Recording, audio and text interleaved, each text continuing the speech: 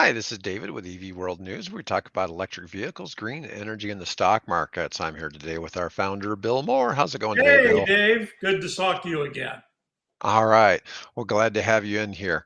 Let's talk a little bit about cargo ships again. And we've talked about cargo ships a few times. We had a really popular show we did one day about sales on cargo ships. That Right? really was quite popular. This one's a little different. This is about green ammonia.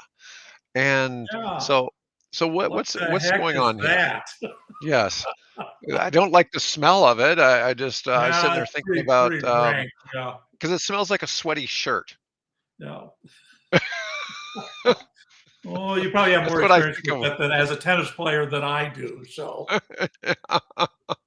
So tell me a little bit about what's going on with green ammonia. there was an article, and I think it's on the website where it's talking about how they've done a study over in Europe. We've got the world turns on cargo ships, right? I mean, that's where all of our goods and a great deal of our energy and stuff gets shipped in cargo ships. Well, something has to power those, and generally, it's not solar or wind power, right?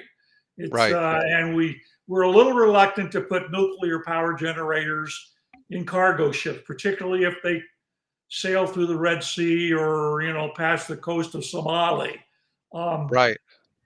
well, what alternative could we use? Well, the study looked at what's called green ammonia, and of course, anybody if you've been around, of cornfields or any kind, you generally it's can be a cleaning agent, and stuff like that, and so it pretty rank smelling stuff, but interestingly, you can actually burn it as a fuel.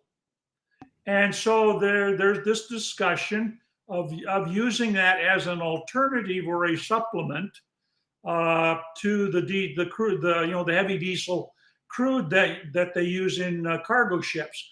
I'm trying to recall. It seems to me that the average super tanker releases in one voyage, and please feel free down in the comments to correct us on this and fact check it. But something like the equivalent of 2 or 3 million automobiles, their exhausts in one trip Wow. from the Persian Gulf to our refinery in Aruba or wherever. Um, so so we need to come up with something better, and so that could be ammonia. They found you can burn ammonia in a diesel engine with some provisos. And I thought, well, this is interesting. I'm gonna put this as one of my editor's choice articles. And then I thought, well, how does it work? And what is green ammonia? First of all, so how does it work? Well, green ammonia basically is you take supposedly renewable energy from wind turbines or solar or whatever, and you use that to somehow electrolyze water. But I Okay. thought from that you always got hydrogen. So I don't understand all the chemistry here. But you can take that then and use that and compress it and put it in a diesel engine. And at a certain level of compression, you can actually get it to ignite and start moving those pistons around. But the process of making it and the process of getting it to where it needs to be, and the potential of to get to a level where there's enough of for one of a better term, ignition point where it actually will ignite, um, is such that long ago you would have poisoned anybody around you with it. The stuff is just lethal. So I guess I wonder, why do we want to have this ship carrying either compressed or liquid? Of course, becomes a liquid when you compress it. Why do you want it carrying around this stuff at such lethal high doses? If there's a shipwreck, it's what happens to it. There's all kinds of sort of safety issues and cost effectiveness issues that I'm not sure it's worth the effort. Well, according to this article, they're saying that 2 trillion in investment is needed over the next Oh yeah, 25 years. Yeah. Speaking of the amount of money that goes, That's that would be that's quite what, $80 billion. That's $80 billion a year in investment for the next yeah, 25 years. yeah, That's quite a bit. And the proposal is to have it in 10 major ports. And it was talking about Chile, Australia, California, and a few others that could serve very large areas. But it's saying that 3% of global greenhouse emissions come from cargo ships, yeah, which, I was talking to somebody yesterday. One of the largest polluters is data centers. And it's yeah. really crazy to think of how much data centers, we're all in love with the internet. It's like, well, if you really want to decarbonize, let's all stop using the internet and get rid of all the data centers. Yeah, Yeah, yeah. Well, that's not going to be a real popular no, idea. that's not going to be too popular. Well, it No, would be if you were in the newspaper and print business. That'd be great. there you go. Yeah, we go But back to cutting down trees to print newspapers. yeah, exactly.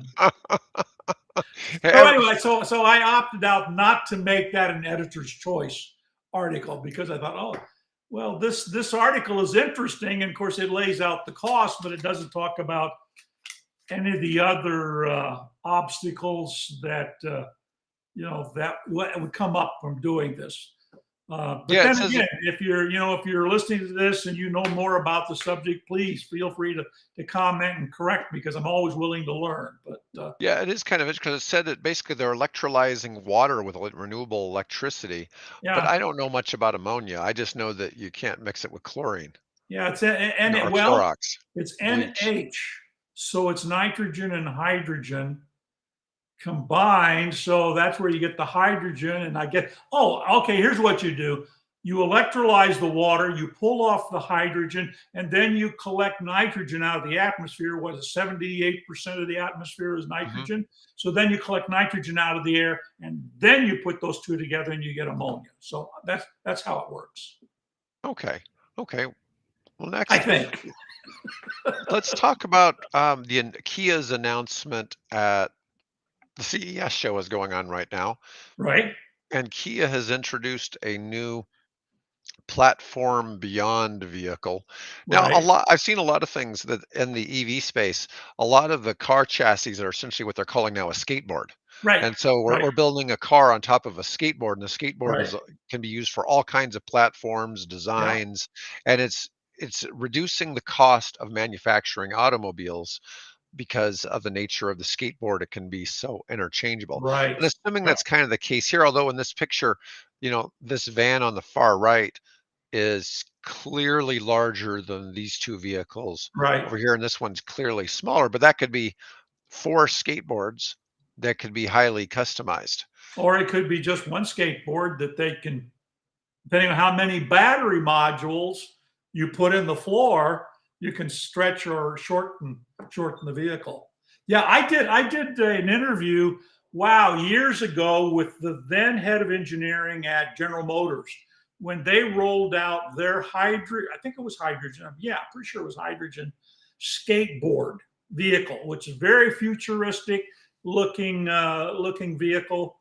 Um, and that was there may have been other people that came along with that concept before, but the most recent modern iteration of it was the vehicle that the General Motors built, and of course it makes all kinds of sense. In fact, they were postulated that you could start off with a sports. If you're a young couple with no kids, you start off with a sports car like chassis, right? And then as you add kids, then you just simply go down somebody and you swap. They lift off the old chassis and they put on the minivan chassis. And then as Please the bring the kids sports grow up car and back. get out of the family and you're starting your own garden care lawn business, right? And you need a pickup. So then you take the same chassis down, you pull off the minivan and you put the pickup on top. And that becomes, so you keep a vehicle for 20, the same skateboard for 20 years, you just keep changing out the top, which is an Oh, that interesting idea. yeah, it is an interesting idea. Now what's interesting is Kia is owned by Hyundai, which also Right? owns Genesis, and they are the number 2 EV selling company in the Yeah. United States. A lot of people wouldn't assume right that. after Tesla. If you ask people who sells the most EVs in the United States, people would probably go Ford, Nope, nope, Chevy, and it's like, no, it's nope. Tesla, then it's Hyundai. Yep. And, Hyundai's got a number between the Ionics and the Kia Oh, they've got a whole EV6. string of them. Yeah, And the Kia EV9 is already predicted it's going to be a big winner this year. yeah, yeah, It's gonna have huge popularity. Its very first month in sales, sold 1,000 vehicles, which isn't really crazy amount, but considering it's new to the US, they felt that was a really good start. yeah.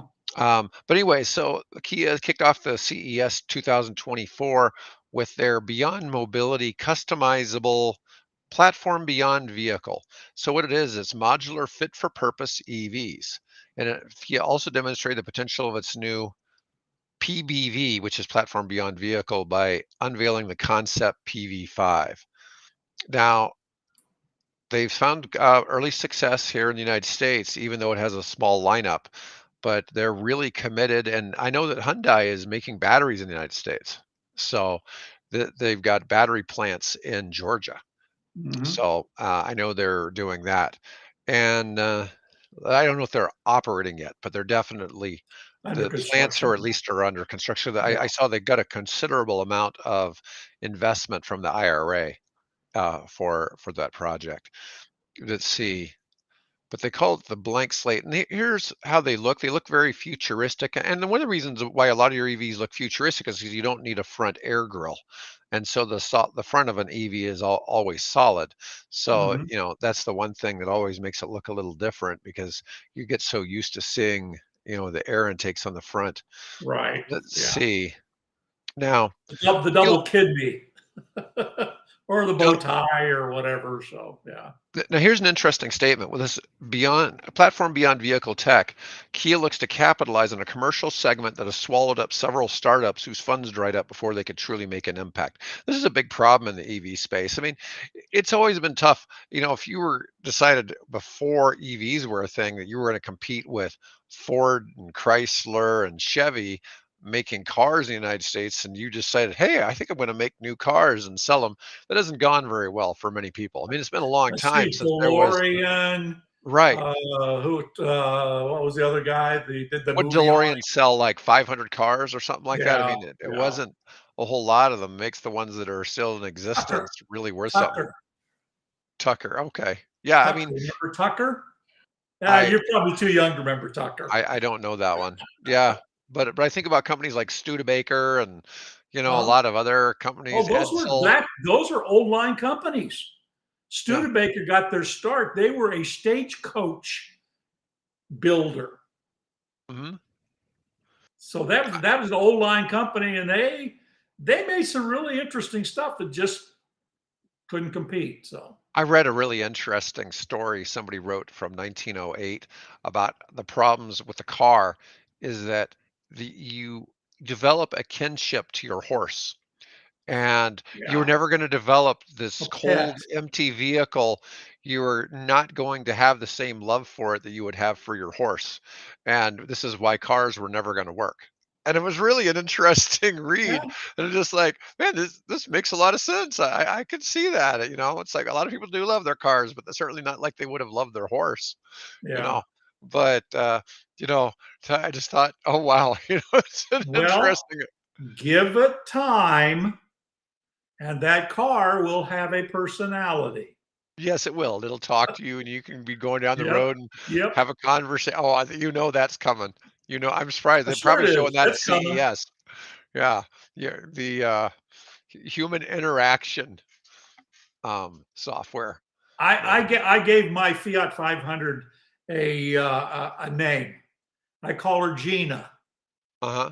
after Gina Lola Brigida because it's Fiat. It's an Right, Italian Italian car, car. right? Yeah. So it's got to have an Italian name. So I call her Gina. Well, you should teach your Fiat to sing opera to you. That would be the thing. Yeah. Anyways, um, let's see. Moving on. Yeah, moving on. Kia's PBV business represents our vision of going beyond the traditional concept of automobiles by fulfilling the unmet needs of diverse customers and communities through optimized vehicles and services catering to a specific market and business circumstances. Yeah, he really didn't know what to say. So he had somebody write a whole bunch of big buzzwords and pencil them all Yeah, together. That really, they got the bot to do that part for them. yeah, I mean, they're making cars. It's really hard, I think, when you're talking about making cargo vans to just make it super exciting. Okay. It Yeah, just, it is what it is. But it is pretty cool that you could take this chassis and you could change it to a flatbed truck yeah. or, a number of other features that you could do. But anyways, moving on, let's talk about the new Google Maps feature. Oh, This is this is cool. Now, it only for the time being will work on cars that have the Android operating system built into them, which in this case is apparently the first will be the Ford F100 F-150 Lightning and the Mustang Mach. Mach-E. But what's Yes. interesting about this is it will take data as you're driving along, and the map then will basically calculate based on how much energy you have in the battery and what your destination is and where the charging stations and things are, and it'll basically make suggestions. You've got, you can drive for another hour and a half. We suggest you pull off at this charging station, and it'll take you 46 minutes to recharge your car. Right. So that's and I think Tesla has some of that features, They already already do. built It into is. theirs. They But do. this is something that anybody, Right. basically with an Android phone and the Android operating system can plug into their car, which I think which will be a neat addition. So, this is actually good news for Ford. So, Jim Farley, the CEO of Ford, said the feature will be made available through an over-the-air software update later in the Mhm. year, which is nice to hear that they're catching on and they're going to be able to do these things just like Tesla's doing. This is kind of thing. A lot of this tech isn't new. It's just that only Tesla has it, and Yeah. so other companies are catching up. BYD's probably already doing this. We don't have BYD in North America, or at least not in the United States. Yet, as a car, Yeah, yeah. buses we have. Yeah. Um, but he says it's great to partner with Google to make navigation even better for Ford customers using Android Auto and Google Maps. Yeah. And that's good because those are features that the other cars didn't have quite on the other platform. Well, think Google's, how much that'll help reduce this range anxiety problem, oh, because absolutely. now you got something that's providing you hopefully with much more accurate information as you're driving along. You've got a sense of well, I can get from here to there, no problem, and I'll just have to take and book, half an hour or an hour or whatever it is, to charge the car, but it'll be near some place where I can grab a cup of coffee and a donut. Right. You No, know, I so think that's great. yeah, So we have one last article, and this one's about VinFast. And VinFast is kind of a weird one because even on my stock show, my friend Adib, he's like, man, just stay away from this company. I mean, yeah, it's just it the stock trading on it is so screwy that I really don't even know what to think. They were the one that for their first day trading in the United States, they were worth I forget what it was, some crazy amount of billions of dollars, but it was kind of absurd. And the thing was, it was only 1% of the stock was into the float being traded, and the main guy owns like 90% of the stock, yeah, and it made him worth like $100 billion yeah. a little while there. Yeah, they had just had a management. They've apparently reappointed the original founder or co-founder is now running the company again or something. It's like one of those companies. Well, maybe they'll make it, maybe they won't. Will they be another Tucker or DeLorean? We don't know. But I was really intrigued by this one because that little VF3 that's we're waiting for the Scout, and there's the Bronco, and and things like that, electric Bronco. or the electric Scout from from VW. These guys already have that done. Well, Now I haven't seen any. remember the Suzuki Samurai and Yeah, yeah, the yeah. yeah, it looks a little bit like that, It's very along similar. those lines. Yeah, and I Or a think Bronco. yeah, I think there's a serious market. I mean, I'd be interested in that. Mhm. Um, so what is really more interesting is the speculation, and I think that's all it is at this point. That this thing could be below $20,000. Now, is So it $20,000 with the federal taxes and things? I don't know. Um, I guess we'll have to wait and see. But something that's kind of cute and attractive like this that I suspect could come in an all-wheel version. mhm. Um, could be a really popular seller. Now, assuming they get their quality control issues sorted out and things like that. But they're building a factory down in where's North Carolina, South Carolina. Oh, So that thing could be built here in America and qualify for all the relevant tax credits. I know they are listed. VinFast is listed on the Yeah, IRS website for eligibility, at least for commercial leases. So yeah, this is one of the workarounds is the leasing point. But one of the things is you have that maximum $7,500 on the lease, but yeah, it's reduced. It's only 30% of the value if you're below a $25,000 vehicle. yeah. So, so in reality, if ends up being, this is the thing, this VF3 is designed to be a $20,000 US vehicle. And so then if you took 20%, that'd be $14,000. If you're in California and you were poor, you could probably get another $4,000 off. That's, you're now talking a $10,000 vehicle. Yeah. If you were in Colorado, that would be a $9,000 vehicle. So there's some pretty All cool of a things with sudden, that. it's starting to look doable, isn't it? Yeah, we had that call with Tony Jasinski from Yeah. 7Gen a couple days ago. We were talking about this, I've been looking at some other companies' products. If they're fleet leased through him, you have and you're in a commercial setting. Now, this is for a business, with the trucks, but you could have the $7,500 commercial rebate. You could have some state rebates, although you probably don't get the state rebates on commercial. I know you get them from the federal level, but then you start putting in carbon credits, and the carbon credits could be anywhere from $200 to $500 per month, depending on the amount of miles that are being replaced from a diesel or gas vehicle. Yeah. And you start talking about just about getting vehicles for free. I mean, you're really talking about, you know, at very Well, little cost on some of these vehicles. don't say that too loudly because there might be some Republicans listening. Yeah, you never know. Hey, I re-released a video about the whole thing about the social leasing in France today. If you are, if you make under the equivalent of about $16,500 a year in France, you can lease some Renaults and Peugeots for or for the equivalent of about 40 euros a 40 month. euros a month. And Yeah, yeah, fantastic. and get free charging on them too. Even better yet. Yeah, they said that there's about 4 to 5 million families in France that are going to be eligible for these $40 leases, Wow. and that there's no down payment, nothing. And I mean, it's like that's a pretty cool social equity, type of play, because Yeah.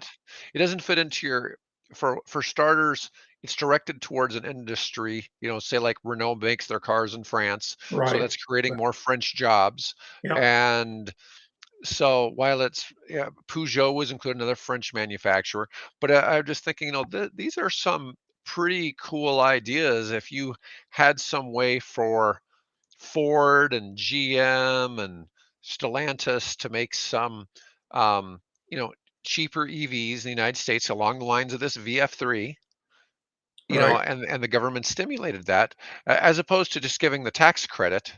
But, there's some other advantages that you'd see a lot more adoption, especially then if the charging was free. Because if you think about it, just somebody even with a gas-powered car here in the United States, they're lucky if they're spending less than $200 a month on gas. Yeah. Okay, and so that's a pretty significant savings then. We know that if they switch to electric, that 200 would probably go, and they could do it at home, it'd probably be about 40, $50 at most. Yeah. But if the government's giving them that too, I mean, that's taking a huge burden off of somebody in that situation. But anyways, back to this VF3. This is now they're describing it as a mini ESUV. It makes the Mini Cooper look gargantuan. Now I'm actually kind of comfortable, and I don't know if you've driven around in a Mini Cooper. They are a rough ride, but Uh, the seats are big enough for somebody my I size. actually drove the very first BMW electric Mini Hmm. around Hollywood Okay. long time ago. Well, let's see. For cars, it measures 125 inches long, so that's 10 and a half feet. Yeah. 10 inches shorter than a similar looking that oh, they even mentioned the Suzuki Samurai.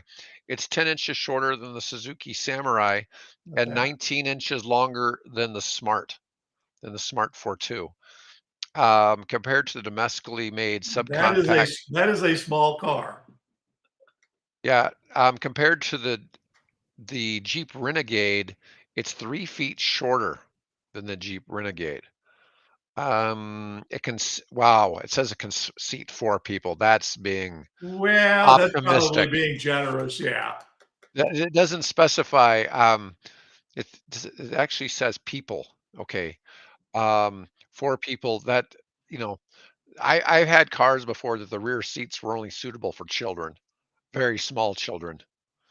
Let's see, um, they didn't give any hints towards battery capacity, but it says it's targeting a range of about 125 miles. And that's really not a bad looking vehicle. Even if you designed that and took the back seat out and just made that storage space, um, Ford has some god awful small SUV that I rented in Phoenix once for a tennis tournament, and Uh-huh. I didn't even know what it was called. We couldn't actually find a name on it. It was brown in color. We just called it the Rolling Turd. And with our tennis racket bags and our luggage from the airport, only 3 of us could sit in the vehicle with our luggage. If it was just people in there with no bags, we could get 4 adults in the vehicle. It was so small, it was ridiculous, and all it said on the back was, like, EcoBoost, and, I never really figured out what model car it was, 'cause it was smaller than a Ford Edge, but it looked kinda like this, and it was just a really small car that might have just been made for the, auto rental business, but, anyways, but it could have a sticker price of 20,000 or less, and that prospective dealers are keen to sell such a car at their showrooms. Well, yeah, I would be too. I mean, Yeah. really cool, idea. They're describing it as potentially the national vehicle of Vietnam, key to mass adoption of electric cars on its motorcycle dominated streets. That's interesting to think about. We don't see very many motorcycles here. No, yeah, the motorcycles and scooters over there primarily. Yeah. Oh yeah, with its Motorcycles, mainly motorcycles in Vietnam. yeah, but I thought that's a pretty Yeah. cool deal, and it's interesting to see because here in the United States, our cheapest car is the Nissan Versa. It's one of the few cars that's still sub $20,000, Yeah. and that's a gas car. And anyways, that's going to be very competitive with that, and obviously the Versa doesn't get the preferential government incentives. Yeah. So, anyways, that's pretty good. Anyways, I think those are some good topics we covered today. Anyways, Bill, thanks for joining me today. It's my pleasure. I love doing it. And people, please hit that like button so get this Yeah. video gets